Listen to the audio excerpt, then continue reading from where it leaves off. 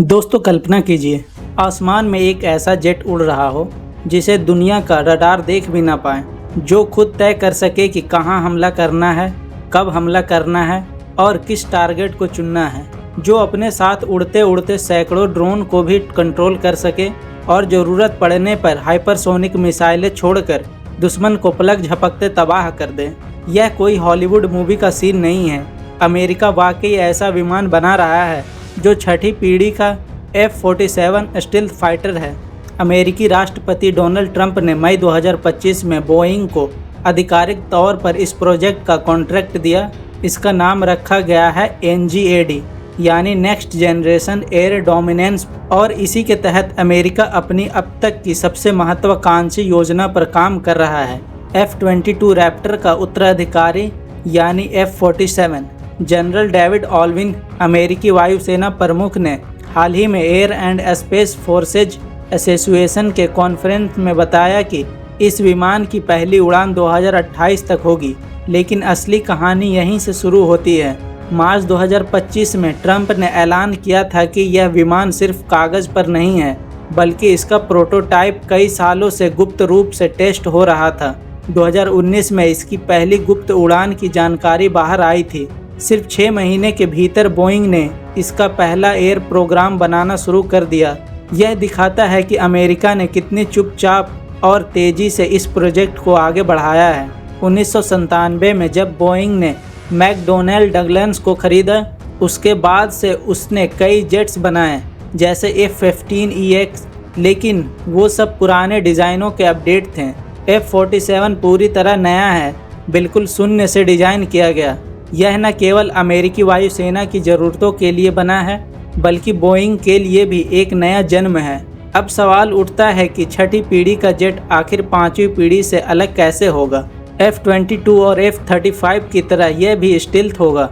इसमें नए composite material और एडप्टिव कोटिंग होंगे जो रडार वेव्स को अब्जॉर्ब करेगी। F-47 में आर्टिफिशियल इंटेलिजेंस सिस्टम होंगे जो पायलट को को-पायलट की तरह मदद करेंगे। कई मिशन यह जेट खुद भी कर पाएगा। यह विमान अकेला नहीं लड़ेगा, इसके साथ उड़ते उड़ते छोटे छोटे ड्रोन झुंड की तरह दुश्मन पर हमला करेंगे।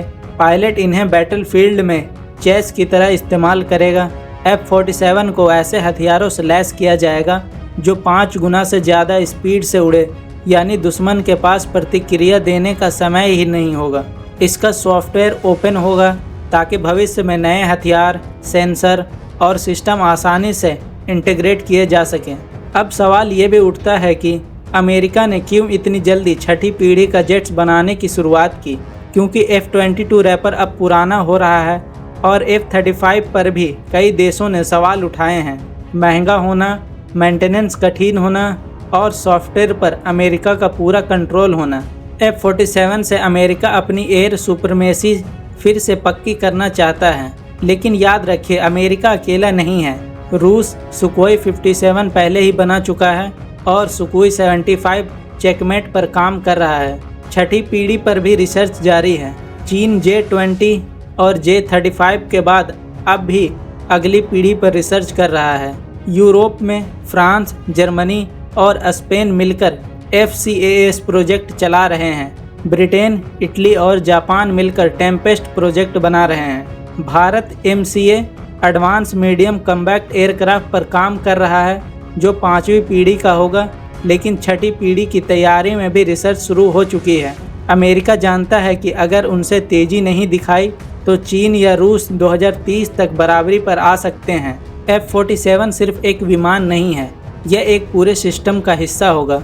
Space based sensor, hyper speed data network, AI आधारित कमांड सिस्टम, ड्रोन और हाइपरसोनिक हथियार, इन्हें मिलाकर अमेरिका भविष्य का युद्ध क्षेत्र तैयार कर रहा है। भारत के लिए यह कहानी बेहद अहम है।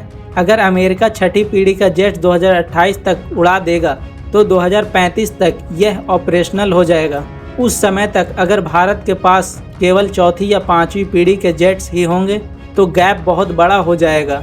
इसलिए AMCA और TEDBF जैसे प्रोजेक्ट को तेज़ी से पूरा करना ही होगा, वरना हम सिर्फ खरीदार बने रहेंगे, निर्माता नहीं।